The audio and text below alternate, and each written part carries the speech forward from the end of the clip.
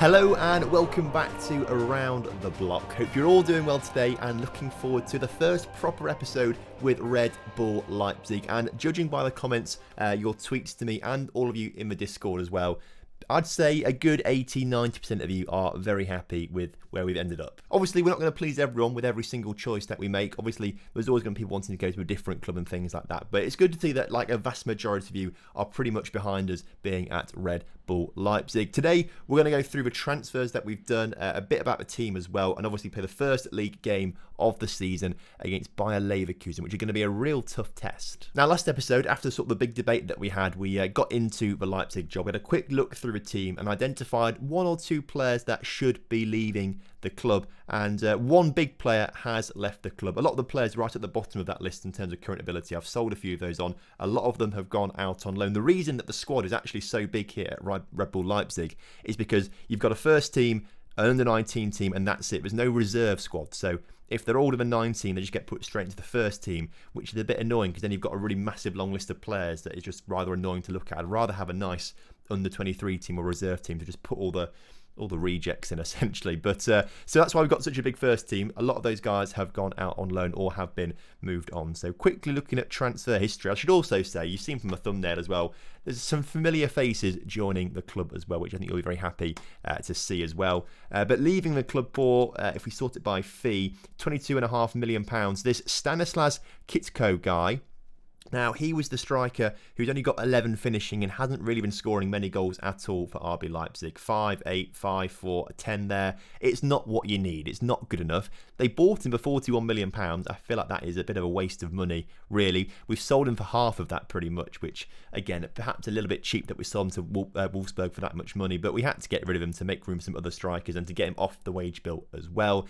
Issue is, he was a club icon, so the fans weren't happy, the board weren't happy, and a few players weren't happy when I got rid of him, but he had to go, unfortunately. Also on the outs, as I say, a few players who just weren't going to fit into the squad, weren't ever going to get game time, and a few players have also left on loan as well to hopefully improve. On the inside, we were given a transfer budget of 161 million, and I've gone and spent 146 million pounds of it, which is far and away the most Leipzig has spent in a single transfer window in the history of this save file. So I've done quite well there. Obviously, some familiar faces coming in, and we'll start off with the three familiar faces from Partizan. We start off with a £10 million transfer for Jezovic, who I think is a cracking player for us down the left-hand side. Obviously 14 crossing, 14 dribbling, got really good physicals. That 5-star potential as well, still described as a wonder kid at 19 years old. He's the best left winger at the club, so an improvement on what we already had there is only going to get better. So I think Jezovic will be a bit of a future star for this Red Bull Leipzig team. Already made 2 appearances for Serbia, who obviously had the World Cup over summer,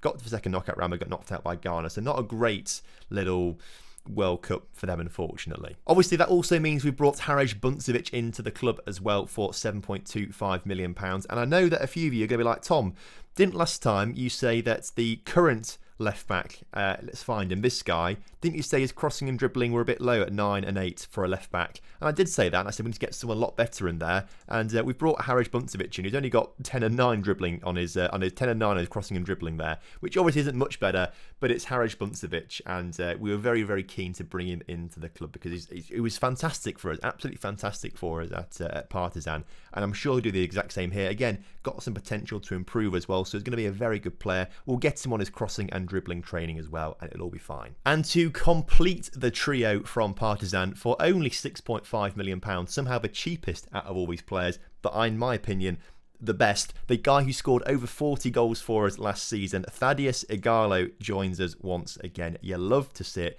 3-star current ability, 4.5-star potential according to the coaches here. This might be Shitty Gel saying that, so you're not quite sure what you're going to get with Shitty Gel, but he's also described as a wonder kid as well. Finishing of 16 is an awful lot better, but then you've got the trade-off of the dribbling and the first touch, maybe not quite as high as other players that we may have left the club and things like that, but hopefully we'll have another cracking season for us. 26 goals in 33 league games, 42 goals in 50 appearances.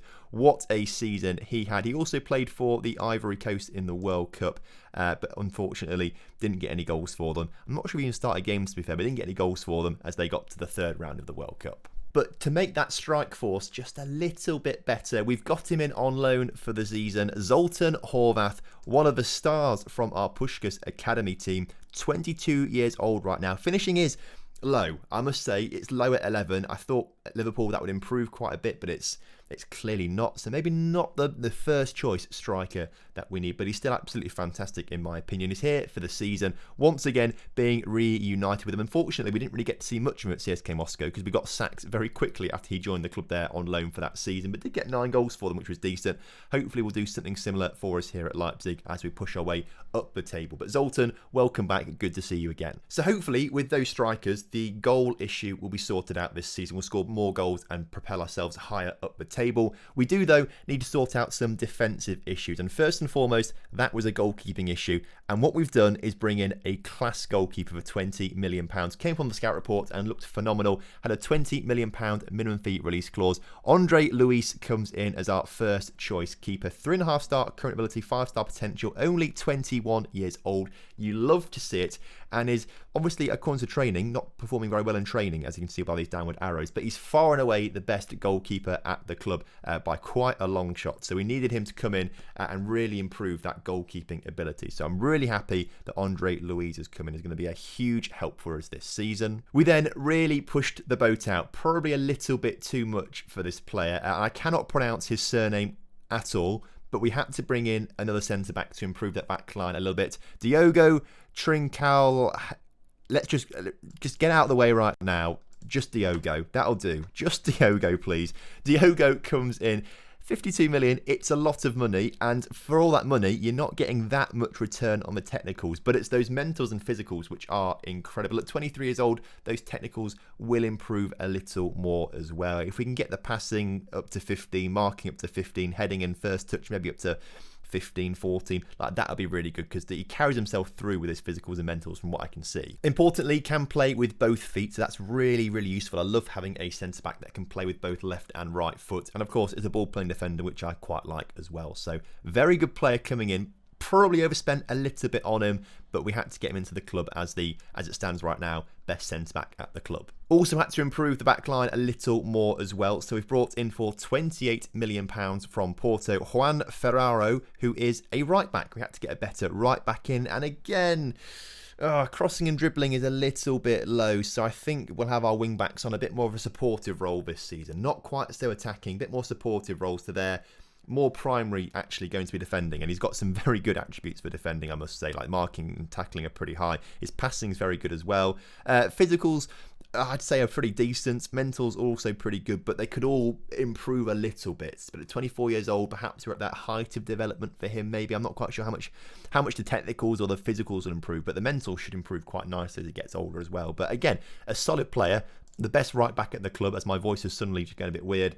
So again, he's an improvement on what we've got. So I think it's a good deal. And finally, for £20.5 million, Alexander Moravsky is I probably butchered that completely, but he's a 21-year-old centre midfielder. We needed another centre midfielder in there to sort of bolster that position on the pitch because we were lacking there just a little bit.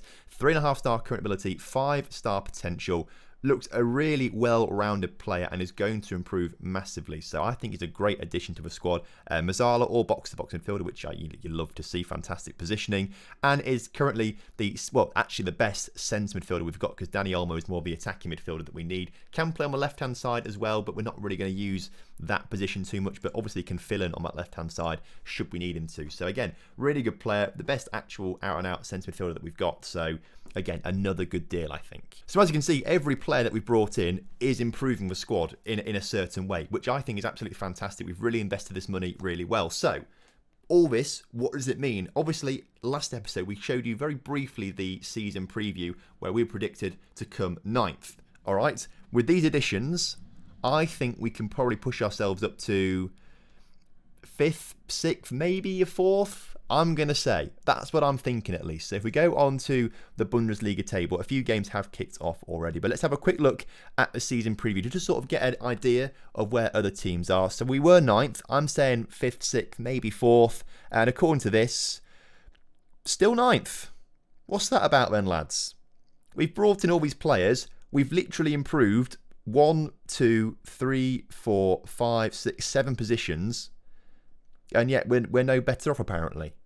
What's that about then? I'll tell you what, I'm not happy with that at all. Not happy with that at all. Bayern Munich are favourites to win the league title, that's probably expected. Today's opponents, Bayer Leverkusen, are just narrowly behind them in second, so that's going to be a really tough opening game of the season. Not that I know the Bundesliga very well, but I think it's pretty similar to real life. I think Wolfsburg and Hertha Berlin are a bit higher up here than they would be in real life. I think Leipzig are a little bit lower down, as are Frankfurt, but I think it's pretty similar to what you'd expect in real life. But again, I don't know the Bundesliga that well, so I could be completely wrong. But with all of that being said, it's time to jump into the first game of the season, which is very exciting. And I've kind of probably made a bit of a mistake here because I've only trained up the 4-2-3-1 Gegenpress, sort of neglected to think about other formations to train through pre-season, which is going to bite us in the back at some point, particularly maybe in this first game of the season. So that might be a bit of a trouble. Obviously, we've met some of these players already, but I'll talk you through players that we've not met. So we've met Andre Luis in goal. We've met Buncevic. We've met Diogo. We haven't met this guy, Bersir Omoragic, I think is probably how you don't say his name, but I'm going to stick with that now.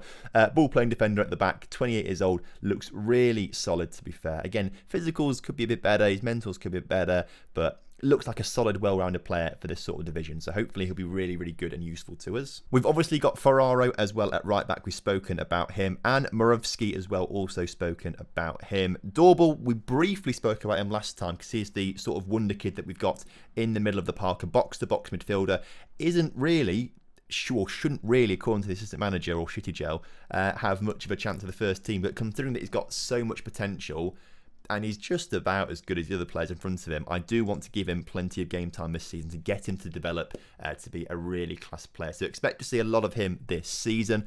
Obviously, Jezovic we've spoken about. Danny Olmo, we saw him briefly last episode too. The best player in the squad in terms of, well, the current ability from the stars at least. So that's going to be quite handy for us.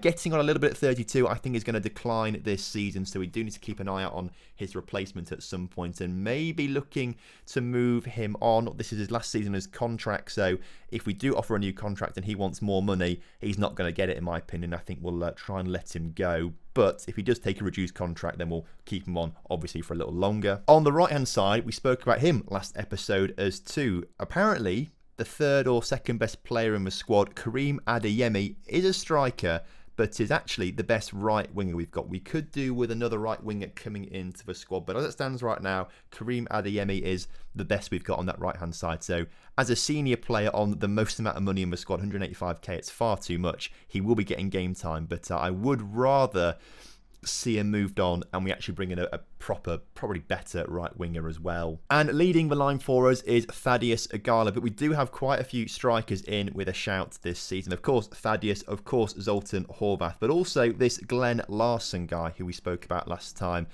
He looks pretty decent too. It might not actually have been this guy who we spoke about. We've got some decent strikers, all sort of similar sort of levels, and this guy has got decent dribbling, finishing and first touch, which is what you need in a striker. So he might get some game time, but I'm sure there's another one. This guy, Lucas Rogala. He is a striker with 3-star current ability and 5-star potential. So we've got, I mean, if you get rid of Karim Adeyemi and just put him as a winger instead, we've got 4 really very similar ability level strikers, all competing for game time. If one's not scoring, we've got another 3 that can go in and try and score goals. So we can rotate these guys around quite a lot. I am thinking, though, this guy might have to go out on loan this season because obviously he's got that potential, but so does Gallo, so does Horvath. You know, it's one of those things. So rotating strikers is going to be difficult this season, I think, but hopefully we'll get some goals out of all of them. So that's the first team. As substitutes come on, I'll introduce you to them if we need to and things like that. But heading into this first game of the season, if we can, we're at home, so hopefully we'll get a nice surprise win or something like that. But considering that Bayer Leverkusen must be a decent side, let's have a look at their senior squad then. So their starting 11, their keeper looks quite weak, according to our reports. Only 2-star current ability. They are missing 2 key players here with 4-star current ability and a few good players on the bench. Their starting lineup actually looks a little weaker. It looks like they're putting some of their stronger players on the bench for some reason, particularly like this guy, £70 million, £61 million. Obviously, you can't really read into the values too much. It's more to do with the ability, isn't it? But looks like they may be resting some players against us. Interesting. Anyway, kickoff is upon us here today, hoping for a win to kick off our league campaign. And we are in the white right now at home, our lovely home white kit apparently. As Adeyemi cuts inside but does get tackled, does win the possession back there, which is good to see. As Adeyemi into Doorbal, back out to Jezovic, who puts it back to Doorbal. Nice sort of slow build-up around the area. This is what we like to see. Hopefully just find that killer pass in a second through to a Thaddeus Gallo and hopefully score a goal as Adeyemi in the middle. Jezovic is there. Oh, he just puts it over the bar, unfortunately there. But we are having the better of the play in the opening 10 minutes or so, and hopefully we can sort of keep this with Danny Olmo into Adeyemi. Thaddeus Gallo shot blocked. Jezovic is tackled in the area, and we've not won a penalty. And Bayer Leverkusen coming on a bit of a counter-attack right now. Come on, lads, show your defensive stance. And there we go, Diogo, the new centre-back coming in, the best centre-back at the club, showing them who's boss, getting rid of that ball. Good clean tackle as well, and the corner has been collected by Andre Luis nicely. So from the opening 10 minutes, I'm pretty happy with what we've seen. We've been a bit unlucky, I think, with the opening shots of the game. If we can just get these players scoring goals, that seems to have been the issue the past few seasons. There just isn't a goal scorer in there. Hopefully we've brought some goal scorers in as Jezovic's shot saved by Diaz, the keeper. He looks like the weak link in the squad from our scout reports, at least. Only 2-star current ability. Obviously, you can't read into that too much, but you know, there's part of me that just wants to think he's absolutely crap and we can just score 10 goals past him. But maybe we should have made more of those opening opportunities because we are approaching half time now. We are 14 shots up, 15 shots up to 7 shots now, but we've not scored a goal.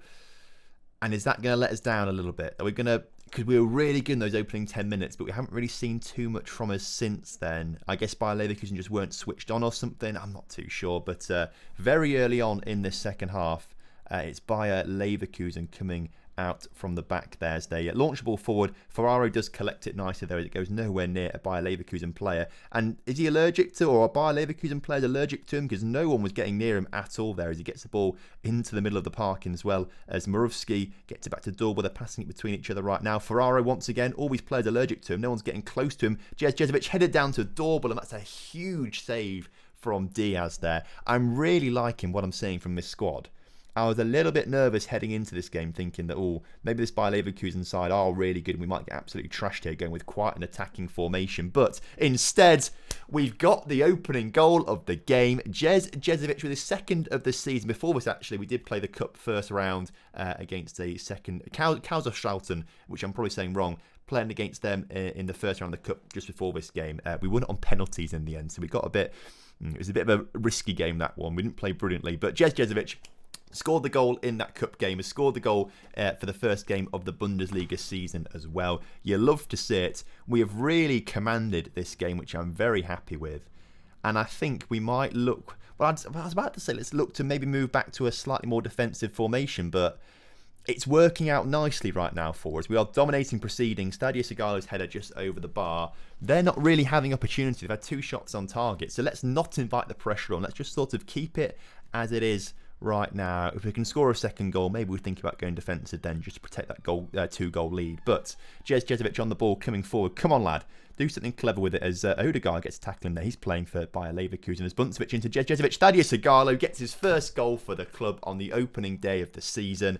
Thaddeus, another 40 goals from you this season would be absolutely marvellous. That would be amazing if he could do that. And obviously, if he keeps scoring goals, he's going to keep out the other strikers from the club from playing, obviously. So Zoltan Horvath will be looking at that thinking, oh no, I'm not going to get game time. That Lucas chap, I can't remember his surname now, but that Lucas chap, he's going to look at Thaddeus Gallo scoring thinking, oh no, I'm not going to get game time. So hopefully this spurs them all on. You know, they're going to take these opportunities when they arise because when they are given the opportunities, they've got to be scoring goals or I'm just going to move them out the squad and get someone else in who is going to score goals. So I'm really excited about the striking options that we've got this season. I think it's going to be really, really class as Adeyemi gets past so many players. How Jezovic hasn't scored another goal there. The defender really, really on top form there to stop that shot. Otherwise, that was a certain goal. But that one is a goal. Thaddeus Gallo, his second of the game now, assisted by Olmo from the corner. 3-0 up. You love to see it. And it's time to make a couple of changes. Moravsky is looking a little complacent. You don't like that. So we're going to bring onto the pitch Puskas, who I think we may have spoken about last episode. 24, more of a CDM, but can play in midfield as well, very, very nicely. Really, really good passing vision work rate. So, can just pick a ball out lovely.